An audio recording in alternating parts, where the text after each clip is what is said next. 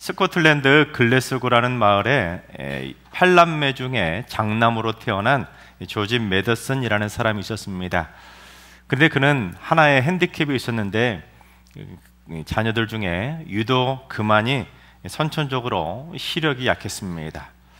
그래서 병원에서 어떤 진단을 받게 되냐면 15살이 되면 시력을 완전히 잃을 거라는 진단을 받게 됩니다. 하지만 그는 좌절하지 않고 목사가 되기 위해서 열심히 공부를 해서 명문학교인 글래스고 고등학교를 거쳐서 글래스고 대학교까지 입학을 해서 결국 우수한 성적으로 졸업까지 하게 됩니다. 하지만 사실 그는 이미 20살에 시력을 완전히 잃어버렸음에도 불구하고 대학까지 들어가서 우수한 성적으로 졸업을 했던 겁니다.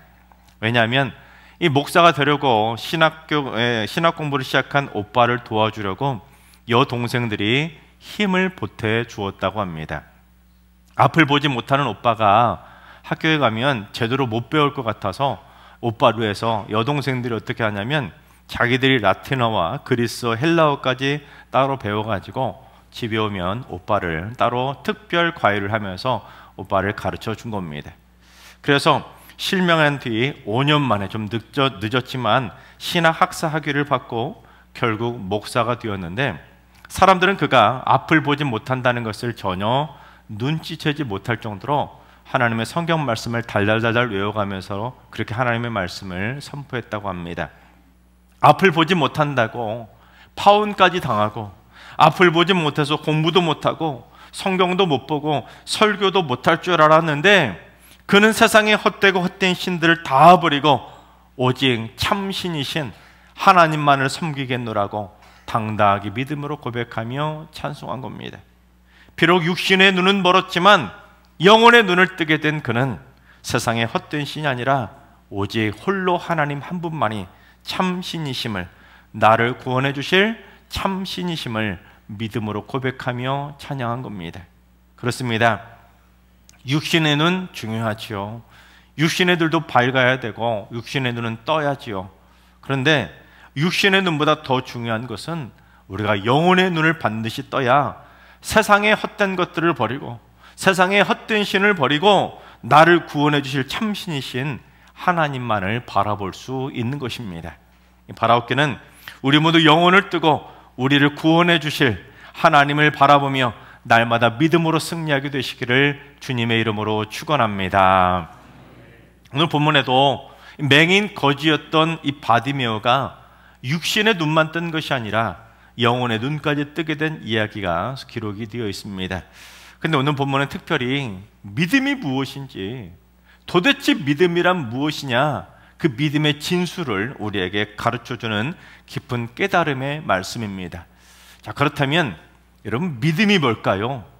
믿음이란 첫째, 나를 불쌍히 여겨달라고 하는 겸손의 고백인 것입니다.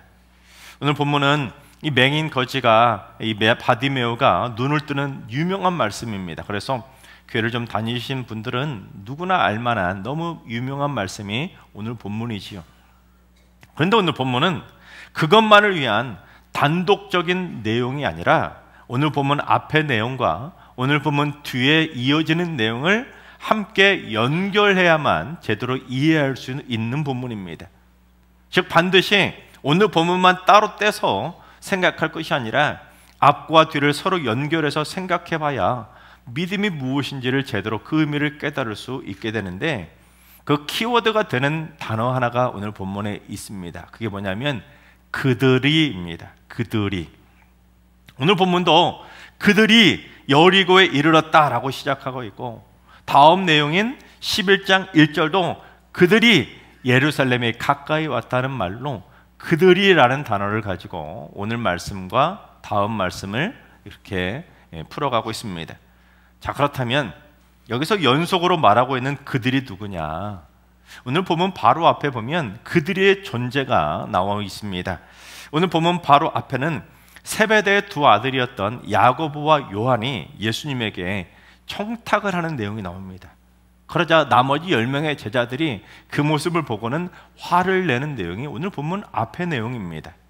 야고보와 요한이 그렇다면 무슨 청탁을 했냐면 주께서 영광 중에 계실 때 우리를 하나는 주님의 우편에 하나는 주님의 좌편에 앉게 해달라고 자리 청탁을 한 겁니다.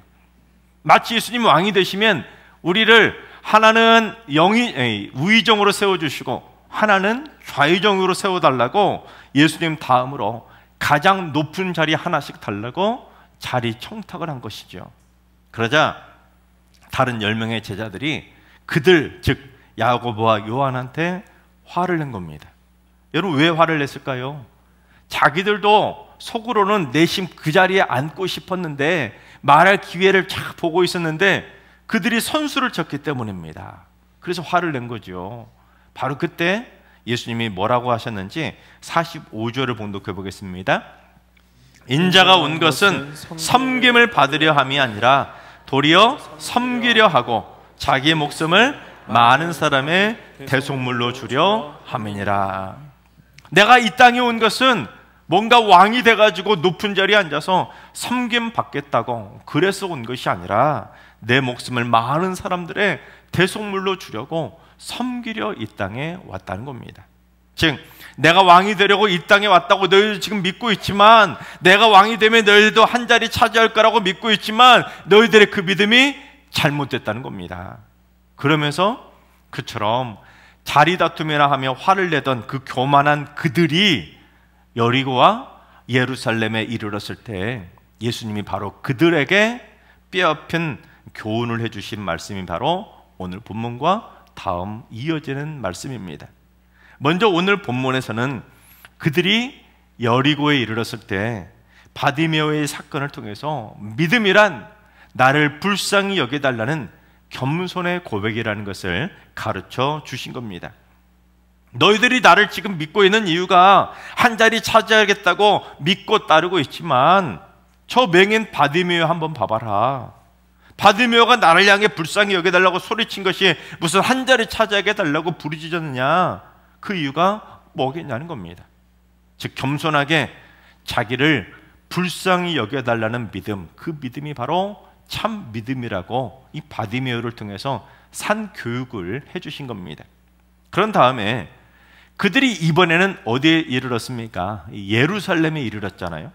예루살렘에 이르렀을 때 한 번 더 믿음이 뭔지 확실하게 보여주신 겁니다.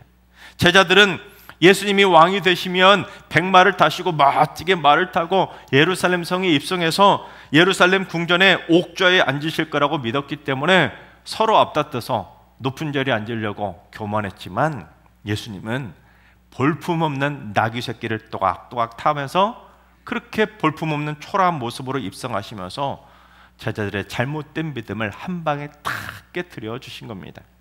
내가 뭘 좀 안다고 말하는 것이 믿음이 아니라, 높아지려고 한 자리 차지하려는 것이 믿음이 아니라, 진정한 믿음이라는 것은 내가 무지하다는 것을 인정하고 내가 연약하다는 것을 인정하고 주님 앞에 나를 불쌍히 여겨달라고 고백하는 것이 참 믿음이라는 것을 역설적으로 교훈해 주신 겁니다.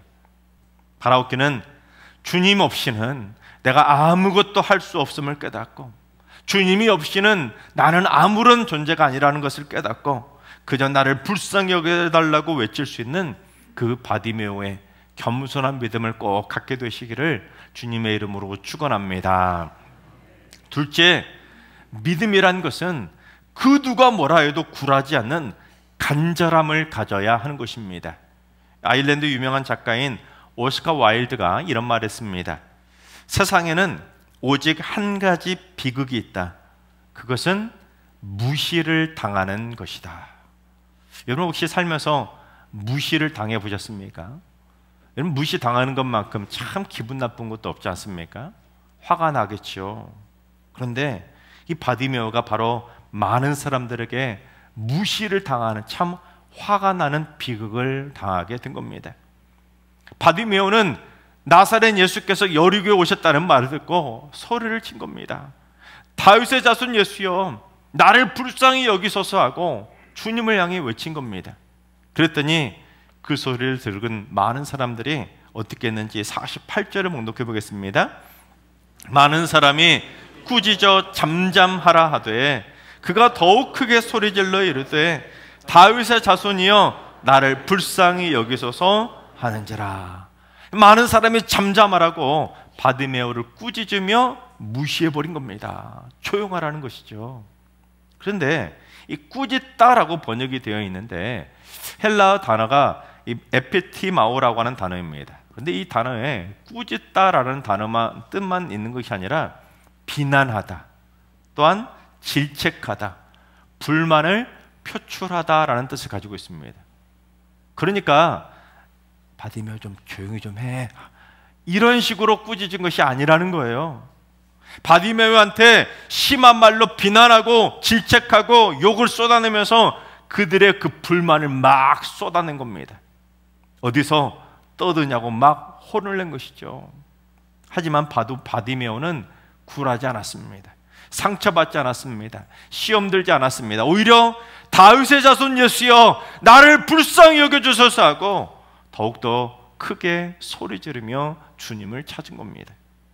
그런데 여러분 본문 한번 자세히 보시면 어떤 걸 알 수 있게 되냐면 바디메오가 처음에 소리치며 주님을 부르지 않습니까?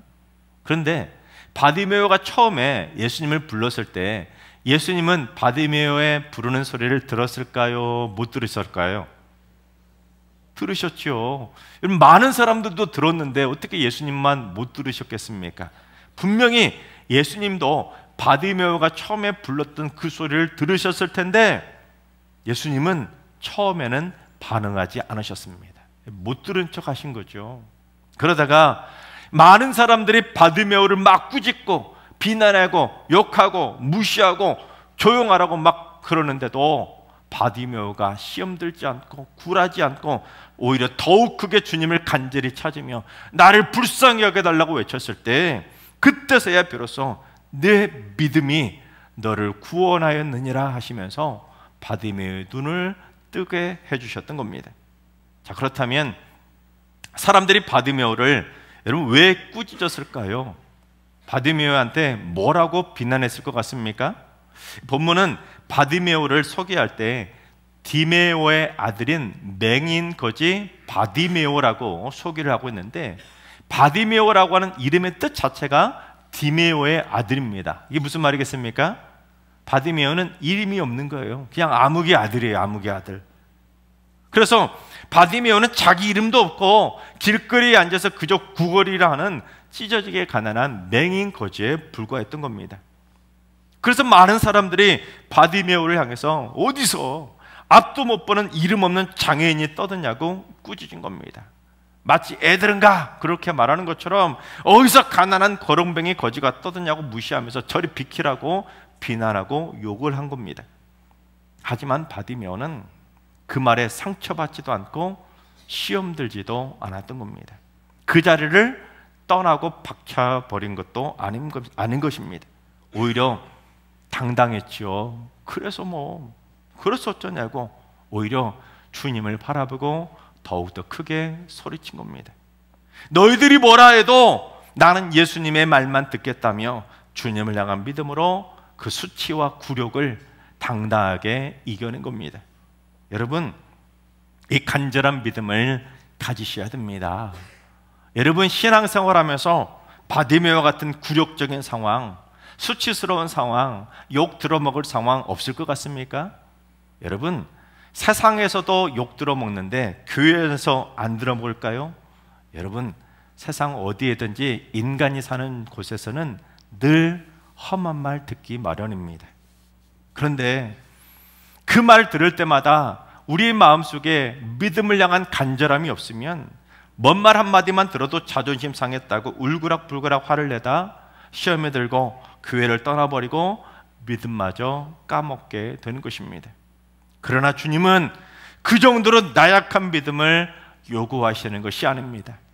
바디메오처럼 많은 사람들로 하여금 가난하다고 거지라고 반지하 산다고 무시를 당하더라도 장애인이라고 공부 못한다고 지방대 나왔다고 무시하더라도 못생겼다고 뚱뚱하다고 키 작다고 그것밖에 안 되냐고 내 자존심을 박박 긁어도 많은 사람들에게 그 어떤 험한 말 듣고 비난과 욕설을 들어도 오히려 그럴수록 더욱더 크게 소리치며 주님만을 찾을 수 있는 간절한 믿음을 요구하시는 것입니다. 여러분 다들 가슴에 술을 한번 얹어보세요. 저를 한번 따라해 보겠습니다. 주여, 나를 불쌍히 여기소서. 주여, 나를 불쌍히 여기소서. 그렇습니다. 그 마음을 가지고 간절하게 주님을 찾으셔야 주님을 만나게 되는 것입니다. 단 여기서 주의해야 될 것이 있습니다. 바디메오가 더욱 크게 소리쳤는데 바디메오는 주님을 향해 불쌍히 여겨달라고 더욱 크게 소리쳤지 자기를 향해 꾸짖고 비난하고 욕하는 그 많은 사람들을 그들을 향해 크게 소리친 것이 아닙니다. 여러분, 우리가 남들에게 비난받고 욕을 들어먹을 때는 그들과 맞서 싸우며 목소리를 키울 것이 아닙니다. 여러분, 남들에게 비난받고 욕 들어먹고 남들에게 자존심 상하는 무시를 당할 때는 그들에게 막 목소리 키워가면서 네가 어땠냐 저쨌냐 하고 그들과 맞서 싸울 것이 아니라 오히려 주님을 향해서 주님, 나를 불쌍히 여겨달라고 주님께 더욱더 큰 소리로 외치고 부르짖어야 되는 겁니다. 그게 칭찬받는 믿음입니다. 우리 옆 사람하고 이렇게 인사하겠습니다. 참고 사세요. 여러분, 참으셔야 됩니다. 참는 게 믿음이에요. 주님은 십자가에서 죽기까지 참으셨습니다. 여러분을 구원하시기 위해. 주님께서 죽기까지 참으신 것처럼 여러분 제발 참으셔야 됩니다.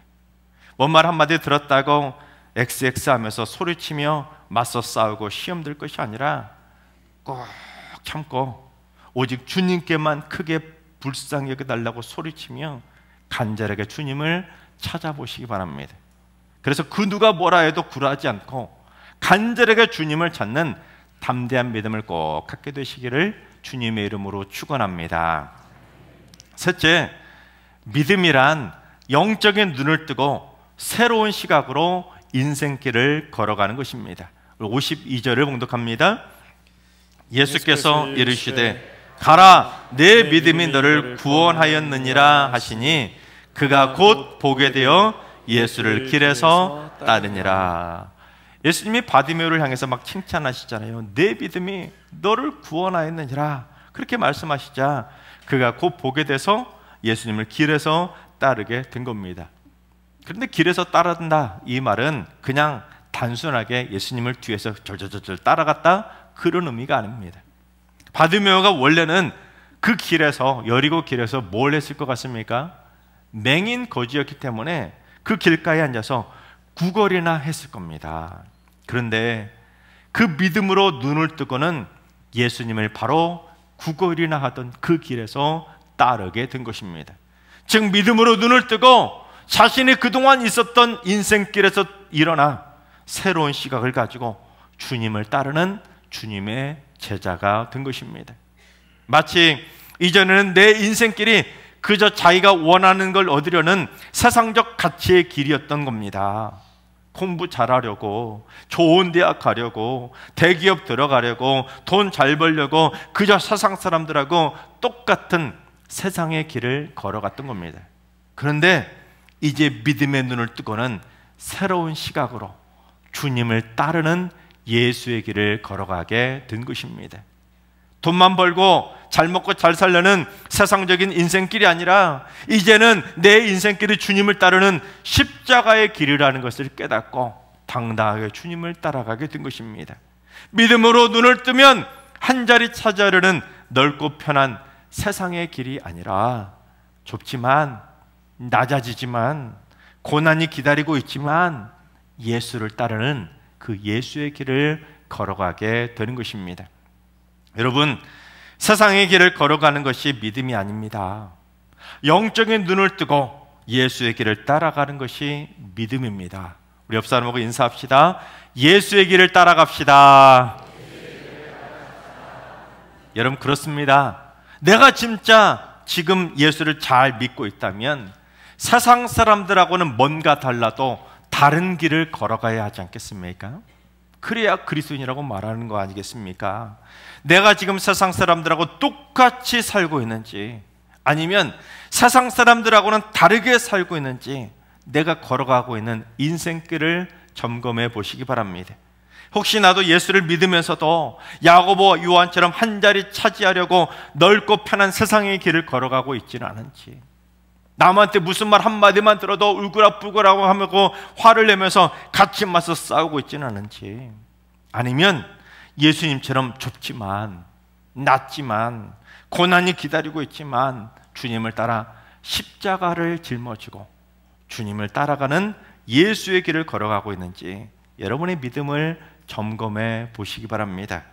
영국의 시인이자 화가였던 윌리엄 블레이크는 순수함의 징조라는 시를 통해서 이 자연과 인간의 행동을 대비시키면서 작은 것에 담긴 하나님의 뜻과 섭리를 무시해버리는 이 교만한 자들에 대해서 경종을 울리고 있습니다.